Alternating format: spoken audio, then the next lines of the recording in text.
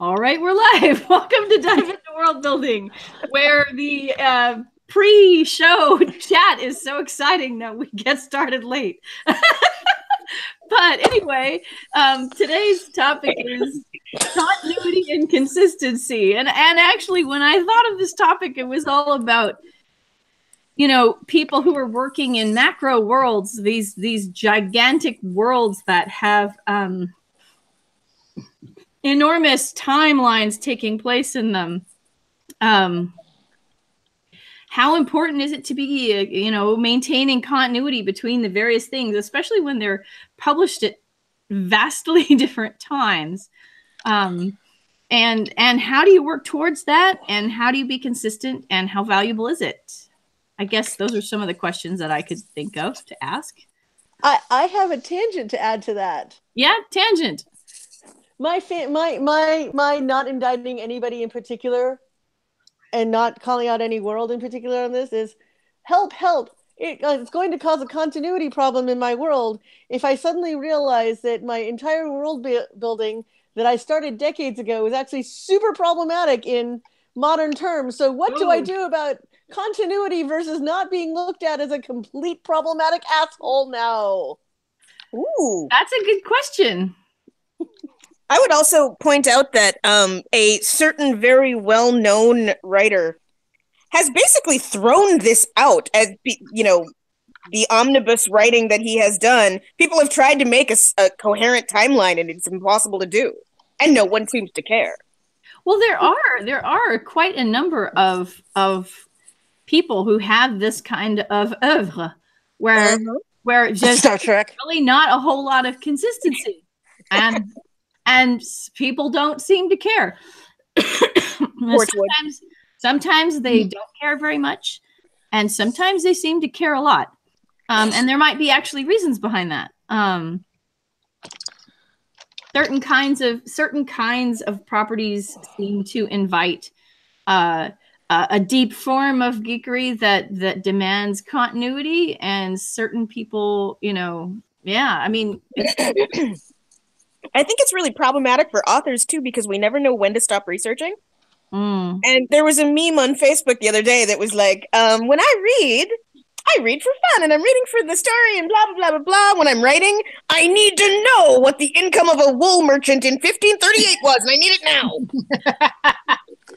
Yeah, that's true. That's true. Well, but I think in some ways it's about the trust, right? Yeah.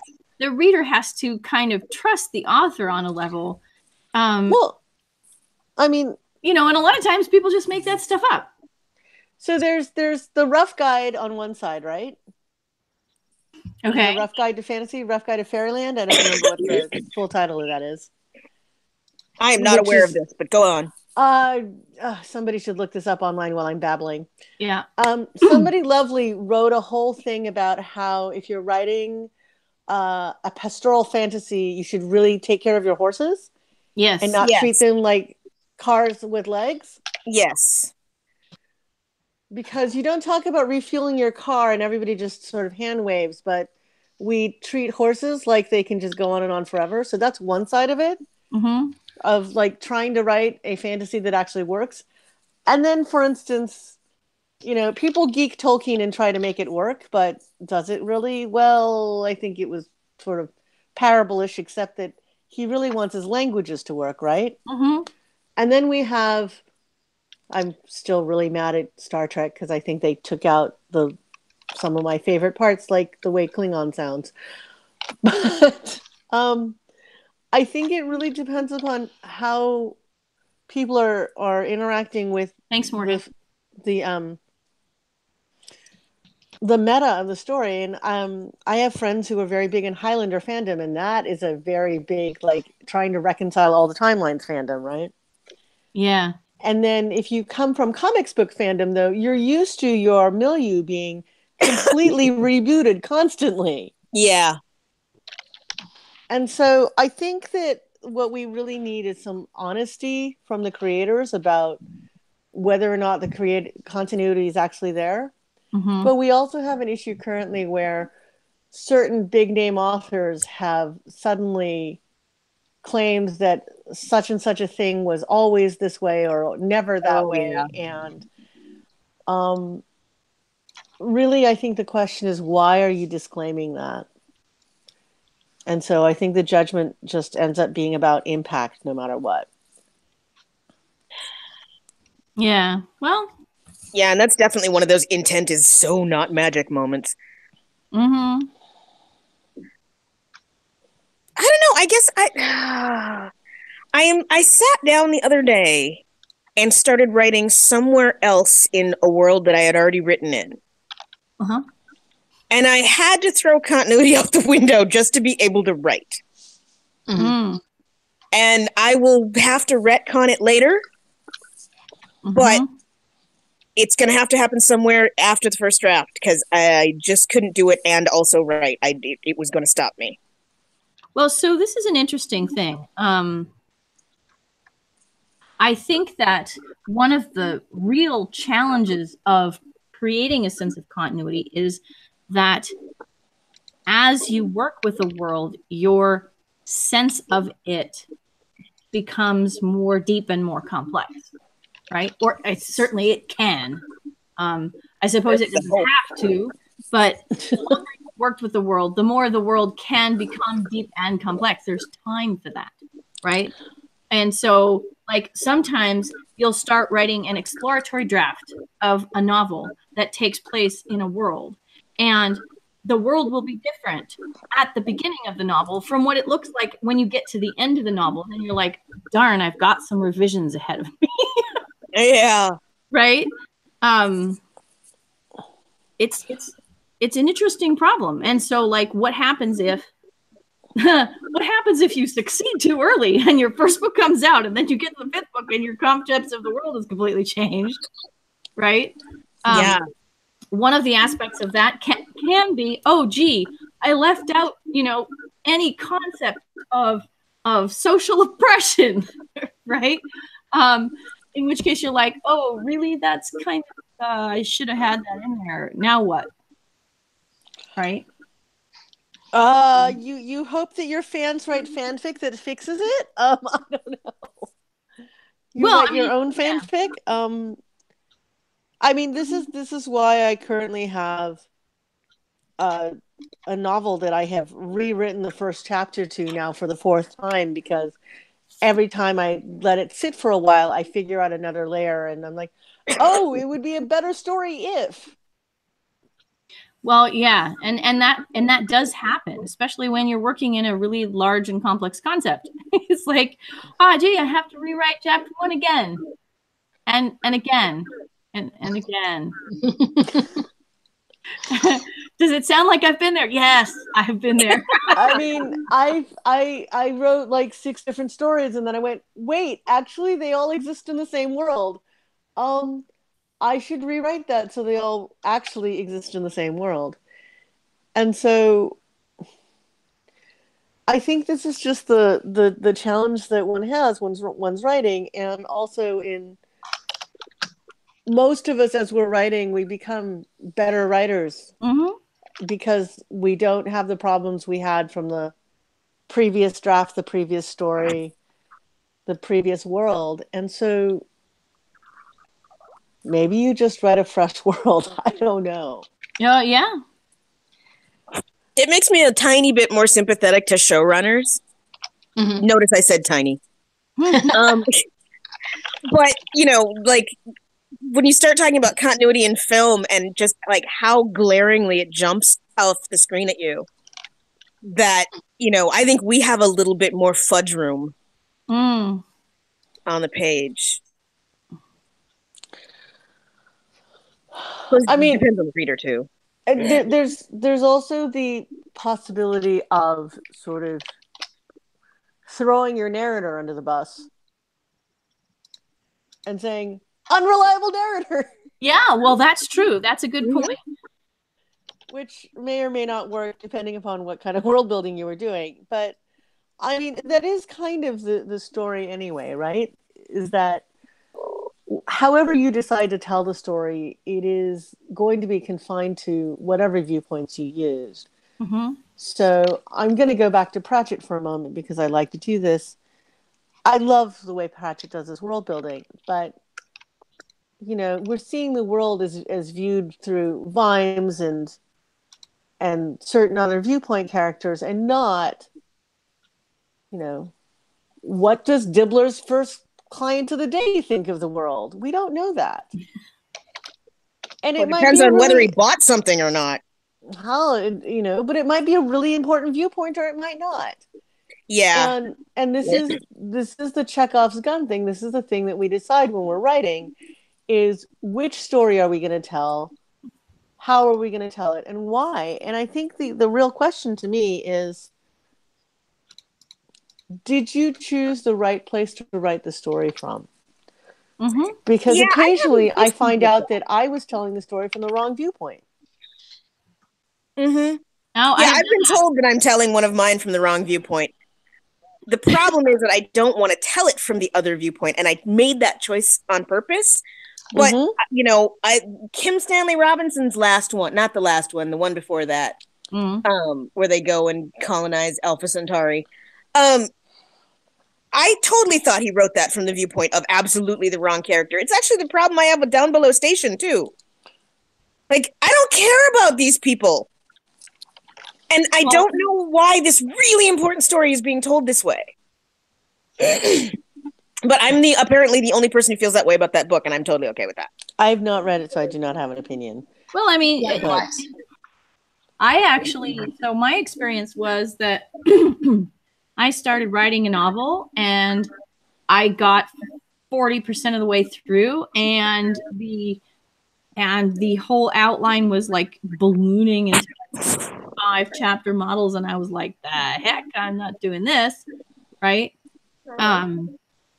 And then I decided to tell it from a different point of view, but it wasn't actually from a different point of view. All the same points of view were there, but I just made one person the main character instead of the other person the main character. And it completely reorganized the story. Right? I mean, so what I tend to do is I tend to tell stories from several points of view at once. Yes. And that's part of the point. Is that really there's not only one point of view with which to look at this set of events. But sometimes I'll find a character who does a better job of organizing the time. And sometimes I'll find a character whose concerns are, what's at stake for them is more somehow relatable, right? Or somehow, in fact, the book that I'm working on now, the reason that the main character is the main character is because she's the only one who achieves anything like success by the end of the book. It's like, well, you're the main character now because everybody else is going to fall down a hole. But so there are all these different reasons why you might pick one character or another to tell the story, and hopefully the character that helps you organize the time organization of the story and has the most at stake, etc., is also a person whose story people feel like you should be telling, right? It's not just, well, it would be so much cooler if we could see this other person's story, but they're a little disorganized, so we can't do it that way. I suddenly want to read Lord of the Rings as seen through like Sauron's eyes. Oh yeah. Yeah. Did you see the alternate titles for the Silmarillion come up the other day? That was funny. No. Fëanor, no. Love that. Awesome. I think this is why we can't have nice things. I think that might be about as good as the Very Secret Diaries for a fan vision of Tolkien. I was about to bring up this short story that I just read today, that Tong Tong Summer by Xia Jia, that was translated by Ken Liu. And it's written from the viewpoint of a little girl, and it's really interesting reading this because it's a very sweet story, but putting it from the viewpoint of a little girl constrains everything so that the technology doesn't have to be described very vividly, and all the familial relationships are through the lens of this little girl who is seeing very accurately, but also we don't have to get into the adult complexities. It's really fascinating. And it allows for the story to be told in a very present and historically superficial way. That's really interesting. Yeah, it's lovely, and I really do like the story. Well, so I mean, I think that the relevance of this point of view question to continuity and consistency is people are not necessarily consistent in their views on the world, right? Which makes character point of view a really, really good tool to help you grapple with a world that may not be consistent in certain kinds of ways.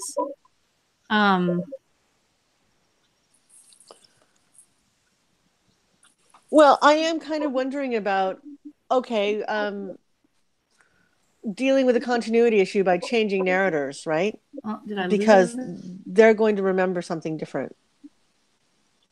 Yeah, I think it really changes the story in a huge way, because if you're looking at it from somebody else's eyes, that's somebody else's entire brain now that is going to tell you this story.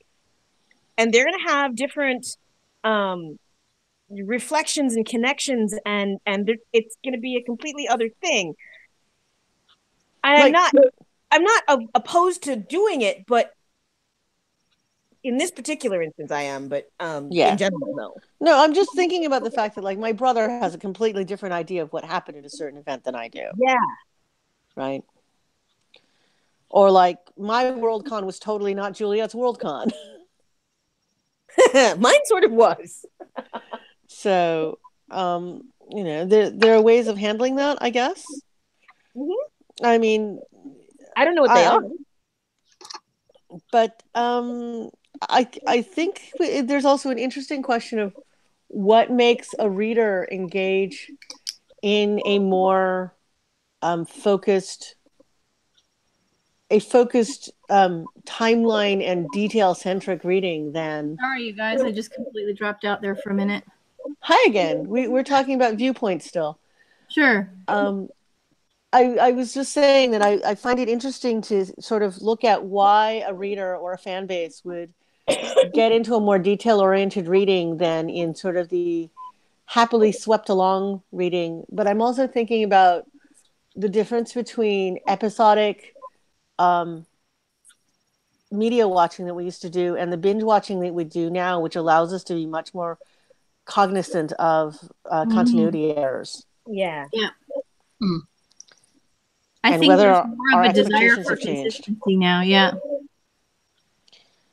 And I really go back to the way that I feel like comic book readers are much more accepting, as long as the context is clear, right? Oh, is it this Spider-Man or is it that Spider-Man?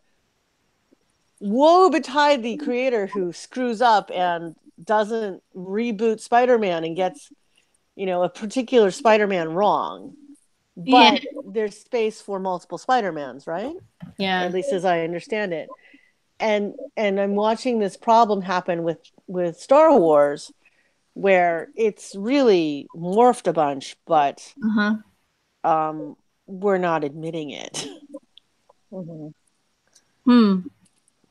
And now we've got upset. And then there's sort of going back to the whole issue of going further back in fanfic history. I've watched my friends getting what's called jost, right? You write a great thing and it's a continuity, but then the showrunner had completely different ideas, and now your story is off on an alternate universe when you thought you were just sort of continuing what was going on. And that's a creator versus creator issue, and that's a fanfic writer problem, but it's also about how somebody who's not the main creator of a story engages with that story's world. right? And so there's also the issue of how do we tell our myths? And we've currently separated the difference between time honored myths um, and our modern media products, Mm-hmm. right? Mickey Mouse is sacrosanct, but I was just talking to a devout Catholic friend about the difference between the various versions of the gospel, Mm-hmm. and that there's a certain, because this friend is also not only a devout Catholic but a fanfic reader and writer, that Hmm. there's a certain way of looking at that, going, well, you could think of it as fanfic. Yeah, you could. And that makes for a really interesting idea about what do you do with the disparity between the ways these stories are told. Mm-hmm. And I don't know. We're going right back to reboots are possible, multiple authors are possible, multiple viewpoints are possible. The problem is when you have one author who claims, no, there isn't a continuity problem, I Right. think. Yeah. And you also have shared universes. Mm. And we've spoken to some people who work in shared universes in various ways, like Maya last week. And she was telling us about, like, the Bible-y sorts of like resources that she has to go back to make sure that she knows all the stuff that needs to be known about this particular place in this universe that she's not Yeah. responsible for having created, right? So Yeah, I'm sort of adjacent to a system like that right now, and I'm trying to figure out whether I actually want to write in it because I'm sort of intimidated by it. I got asked if I wanted to contribute to the Ring of Fire series, and I just sort of thought about all the things that would not be in a Ring of Fire series as conceived by me, and I sort of demurred at the moment, but writing in somebody else's world is, Wait a minute, do you mean the Flint one?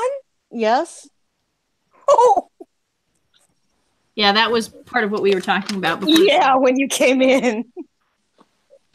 You and I may want to have a longer talk about that sometime off screen. I'm just going to note, because it's a public thing, that I appreciate the amount of work that the people who are involved in it have been taking. But if I had been involved in this project from earlier on, I think it would have looked different. Oh, yeah. And that's all I'm going to say, for the record. It is a huge amount of work. It is. But, I read it when it was very new and I found it fascinating. And it was before I was reading it. I was reading anything with that much of a critical eye, when I was still doing a bunch of holding my nose. And I'm happy to say that I have to do much less holding my nose to read genre fiction in general, but I'm also reading much less fiction than I used to, because I find it much more compelling these days to be directly speaking to the people who are creating these stories and trying to affect their worldview so that the stories they're telling are different. Mm-hmm. Yeah. So, yeah. Yeah, Well, I don't. Go ahead. no, I'm just saying. So, if you are, working in a world and you really want to try to have consistency, that's one thing. You can keep records of what you want to have going on and what color eyes a person has. God. I mean, you can. Well, from a production standpoint, it's really good if you can keep notes. You don't have to have a massive Bible, but if you can say, yes, I decided at some point that this character's eyes are this color, and make a note, then when you change your mind or you make a mistake, somebody can go back and fix it. When the typesetter or the copy editor comes back and says, did you mean for these to be different? Or which one is correct? You have a place to go. Yeah. You should just make all of your... I was just going to be snarky and say, if you make all of your characters' phenotypes the same, you don't have this problem. No. Sorry, but, I have feelings about about color as differentiation. Copy editors like things like style sheets, things say how you spell a character's name. Yeah. Punctuation, particularly if you have made up words or unusual names.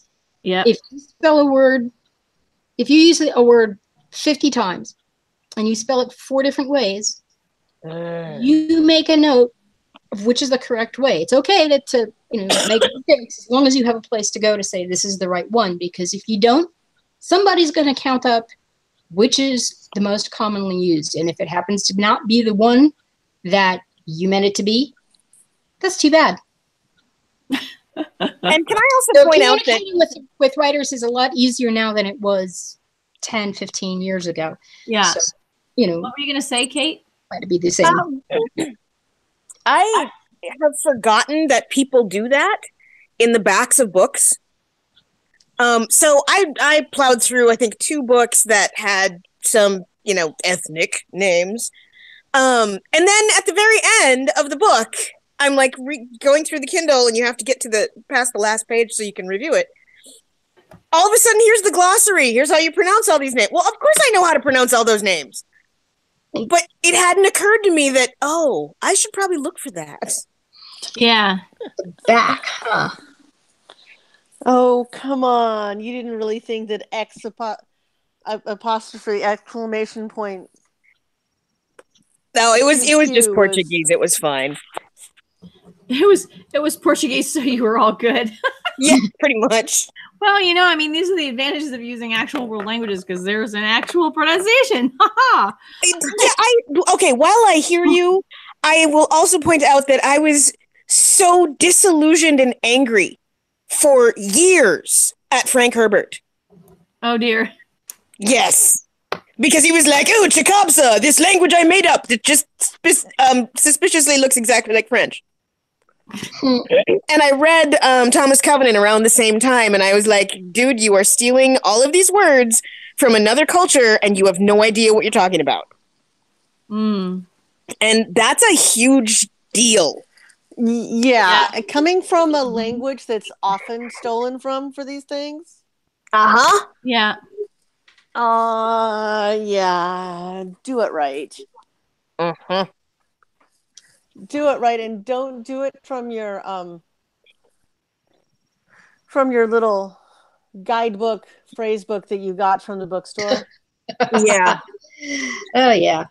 Yeah. I mean, speaking of sensitivity readers, as we were before the show, that's a thing to have looked at if you do that. I know. Any kind of world language. Yep. Which is why I'm having such a hard time with the one story, because I cannot find anyone from the Congo. Huh. Ping me after the show. I don't know if I can, but I can try. Okay. But yeah, that's really frustrating, because I know that in every country that Swahili is spoken, it's a slightly different version of Swahili, because if you walk across the border into Kenya, they will go, you are from Tanzania, we can tell. I can't remember who I know who's Congolese, but I know somebody. Okay, cool. So yeah. Yeah, we'll keep our fingers crossed. Yes, absolutely. And so, and that's another thing in between editions. Yeah. If you made stuff up, keep spelling it the same way you made it up in the first place. Wait. Languages can change. They can, but not usually within one character's lifetime, like within 2 or 3 years. Like, especially, I don't know, that just makes me nuts, because people really do that. Face only because I know people who've done that, but they had reasons. I may just not be privy to the reasons, and that's another thing. Okay, but, so language change is definitely a thing, and slang can become common usage pretty quickly. There's 2 things I'm going to mention. One of which is, I don't know about anybody else, but I went to school with people who were experimenting with trying to make their names look more or less white bread or goth or whatever. So that happens. And the other thing is that if you know people who with Eastern European ancestry, you will often hear about how their names got respelled based on who was in charge. Yep. Where am I from? Well, what year? Because the name of the town kept changing. Right? Well, and also which portal you came in from, and which person spelled your name that day? So really, the question is, you can do all these things, you just have to have a reason why. Yep. And some kinds of retcon and some kinds of hand wave are better than others. Okay, now I want a list. Well, no, I meant it that way is not bad, but what are you talking about is definitely not on my good list. Yeah. Oh no, he was always gay. Yeah. And I don't know, her name is like that because it's like that. Mm-hmm. You may or may not know in the proximity of those two what name I'm referring to. I will be mad about that name forever. This is me, and I'm just going to not name the series that made me that cranky. I'm just going to note, if you are using East Asian names, please note that all East Asian cultures have different naming schema. Yeah. Oh, yeah. We really, really, really do.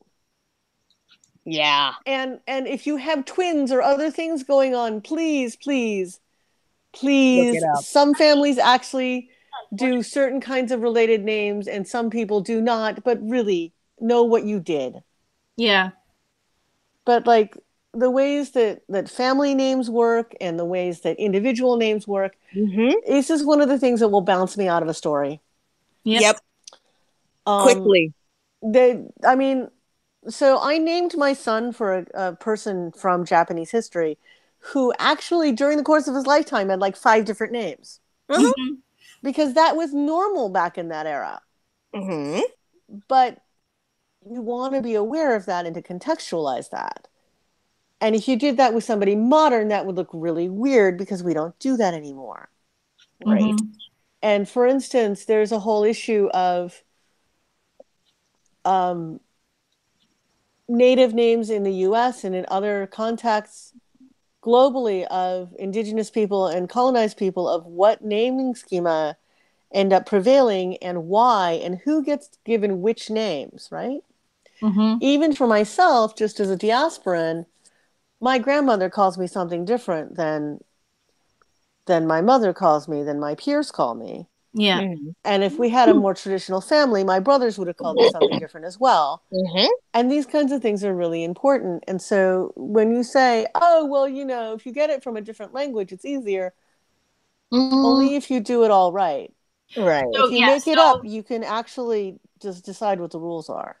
In some ways, if we think about using real world sources as a guideline for continuity, then it should actually be relatively helpful for continuity if you can actually find the real information. Mm-hmm. And So recognize let's talk that language and culture are inextricably linked. Yep. Which is basically what we're saying here is Yep. schemas aren't, they're not just words. I mean, not that words are just a thing. Yeah. But they are. Well, I mean, so it's very popular right now to make fun of Tolkien, right? But he made some really hard choices early on about how his languages were supposed to work. Mm-hmm. And he mostly followed those rules. Now, he told and retold some stories and mangled some things and repeated names and didn't make clear what was the same character and what was somebody else named for the same person. But overall, there's a continuity there. And as a genre, this is part of our legacy. But it is also part of our legacy that we draw on myth. And then in the myths, depending upon the transliteration and depending upon the region that we draw that version of the myth from, the same name can be spelled a bunch of different ways. Mm-hmm. Yep. So again, I keep coming back to have a real reason why you did it that way. Yeah. Including oops. Oops is a reason? Oh, that's good to know. Oops is a reason, right? Yeah. No, oops is a good reason. I think that I would I suppose about half of our population wouldn't exist if oops was not a reason. I am totally okay with an author saying, yes, I said that so-and-so was right-handed, but then I made them left-handed. And I can mostly forgive that unless suddenly the left-handedness of the character becomes a thing, right? Right. And like it's like, well, why didn't you think about that before? Yeah. I I would rather you did something to their right hand, so now they have to be left-handed. Yeah. Well, so okay, so there's something else that I want to talk about, and that is, I guess what I would call overzealous concepts of consistency. Ooh. Because it's related to our talk on magic systems, I think, that we had somewhat recently. And this can become a problem because often fans will pick up overzealous concepts of consistency, and try to enforce them on creators, which is really problematic. But like, how strict are the rules of a magic system, right? Mm-hmm. If you're Laura Ann Gilman and you're working directly from historically sourced myth, it's not going to be super, super strictly consistent, right?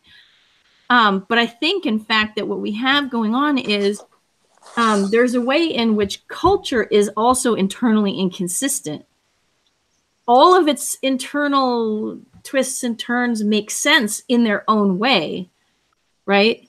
Mm-hmm. It's that culture is not a monolith thing. Mm-hmm. So Not only that, a culture is not necessarily honest about its motivations. Right. And its actions. I mean, we live in one like that. Yeah.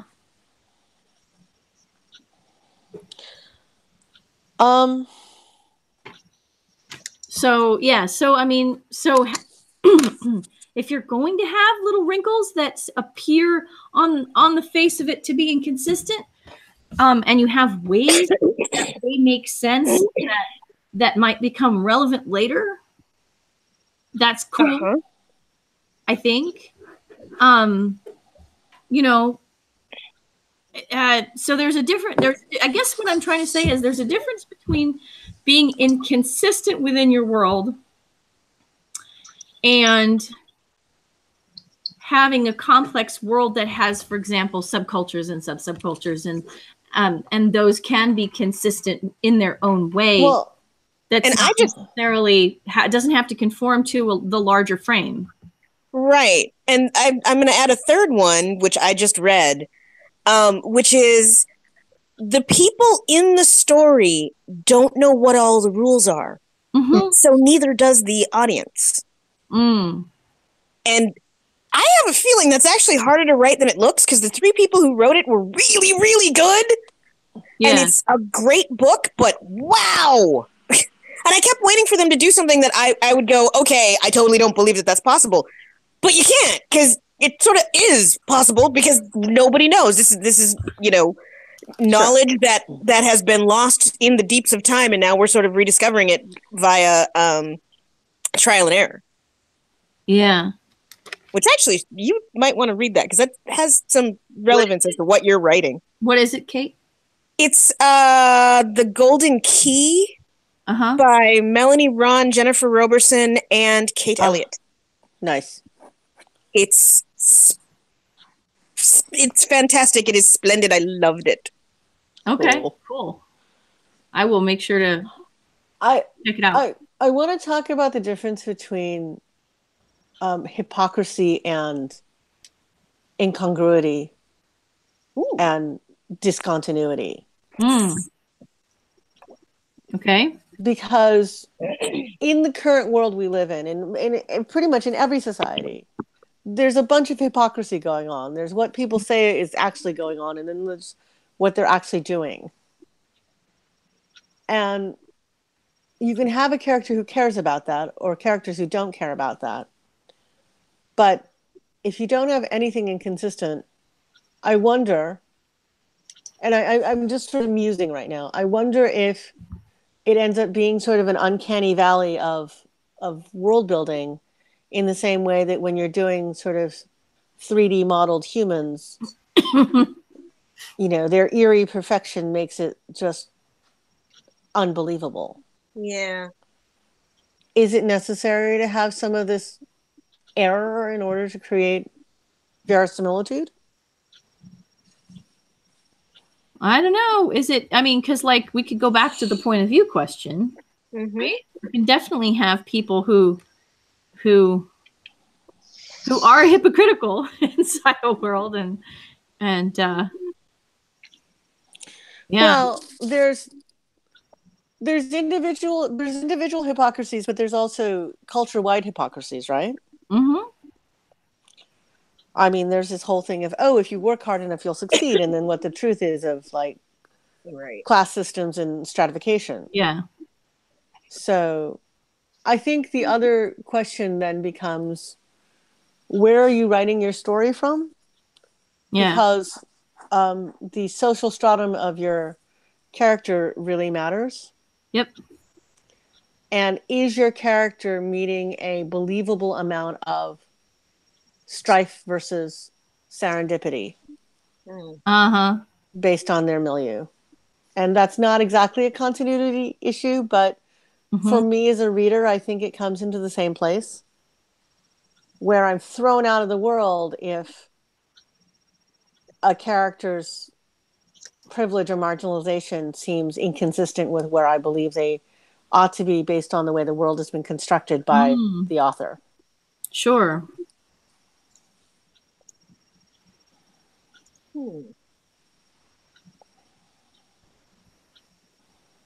It's always fascinating to me when Kate says, yes. No, I just like being made to think about things, and that was something that I hadn't thought about before. Well, I mean, I think, yeah. I mean, I think that privilege is something that's really complex and tends to be oversimplified in fiction. Yeah. It's one of the reasons why I have trouble reading certain kinds of fiction anymore.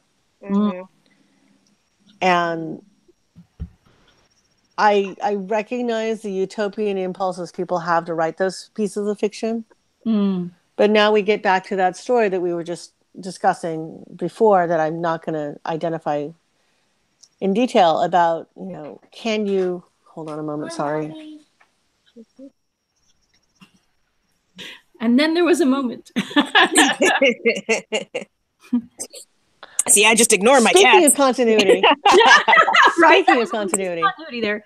We have some couple of those today. So can you write a world where you just actually hand wave all of the problematic stuff from that world out of it? Is it worth writing? And is it a good thing to write? Is it a bad thing to write? I don't think that it's intrinsically one or the other. But I think that when you create a happy utopia out of a place that was really dystopian, it does a disservice. And I think that's one of the reasons I'm angry about a lot of 1950s. Oh, it was so lovely. That keeps happening because it wasn't. It was if you narrow the frame sufficiently, but you need to be honest that you were narrowing that frame. And so I've to take it out of direct storytelling and into social justice and discussing genre, I've had people talk about the difference between who's a protagonist and who is an NPC, a non-player character. And the choices that we make when we're writing the stories are really interesting because when we tell the princes and princesses stories, we can end up repeating the same things that are creating the sort of whitewashing that helps create terrible things now. Yeah. I think you have to know what you're doing when you're talking about writing name systems or writing rules, writing the spaces in a culture, whether you want to write about the pretty ones or the complicated and not so pretty ones. Know what you're doing and do it on purpose. Isn't that always a nice thing? I'm going to jump in right now and note that what's pretty and what's not pretty is, and whether pretty is good or bad, or good or evil, or trustworthy or smart, is all cultural. And a lot of people doing their world building don't take that enough into account, and they just end up rewriting their own reskinned cultures that they are familiar with. Standards of attractiveness vary really widely.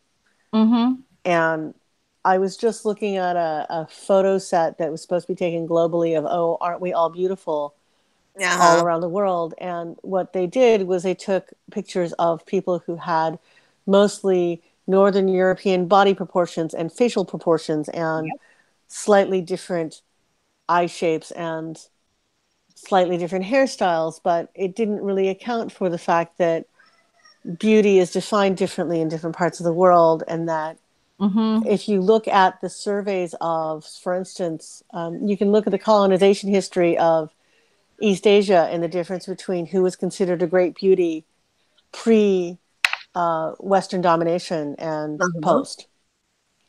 And so these things are really actually important as we talk about these things.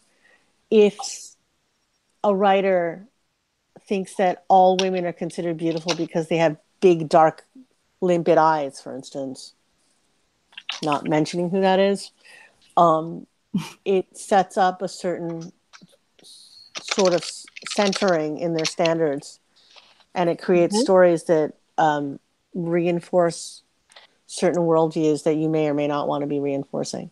Yep. So, and you know, there's a certain demographic of people right now who really do want to only read and reinforce those 1950s values, and I am actually at the point where I want those people to publish, and I want them to have their own little space in the bookstore where they can all go and go do that. What would it say? Atavistic fiction? Well, I'm good with that, except for I'm not sure how many of them how many of the readers would understand what atavistic meant. Good old-fashioned values. Why do we call it that section? Okay, I'm sure they'll like that. Yeah. That's not a problem. It's the apple pie section. Yes. And apple pie, and only section. Apple pie, no cheese, no ice cream, just pie. We are not a la mode here. I really love watching old stories that actually reference the fact that rock and roll, even very innocuous rock and roll, was considered really, really scary. Because I've had so many cranky boomers try to tell me about how horrible rap is. And I look at them and I say, so tell me about the kind of music. Oh, I like really wholesome stuff like the Beatles. And I'm like, you don't remember what they said about the Beatles, do you? Right. Yeah. And it was dangerous. I mean, it caused crowds of thousands of screaming young women. And that's always dangerous. It was just considered really provocative and terrible. Yeah. And I constantly come up on the reality of that phrase, the future is here, it's just unevenly distributed. Yes. Yeah. Because having moved away from coastal California, I am living in a time warp by my own conception, because I gave a description of a child who is a tween, who has shoulder-length hair and identifies male. And from the local perspective, I was told, oh, so long for their hair length. And where I come from, that's an unexceptionable hair length for a boy. Yeah. And so it's a time warp, right? Because it's also partly that, like, I feel like this place that's around me is stuck in 1950 something or 1960 something, and that shoulder length hair is Jeff Spicoli in Fast Times at Ridgemont High, which is its own time warp, but it's a more recent time warp than this one. and I'm aware of like the time warp that I live in with my diaspora, because my mother's context is now 50 years ago, Mm-hmm. and it's frozen in amber. Yep. Where I have friends who have much more modern interactions with that culture, and their viewpoints are very different. And again, this is a kind of continuity issue, right? Mm-hmm. And we used to focus on this much more in hard science stories, and now I think it's no longer in vogue. But I think it's an interesting thing for us to keep looking at, is what year do you really live in and why? Mm-hmm. Uh-huh. And not what year you think you live in, but what year you actually live in. Because Midwesterners are sure that they live in the present, and I'm like, no, you really don't. Well, that also goes back to the point of view. Mm-hmm. Yep. Mm-hmm. Because living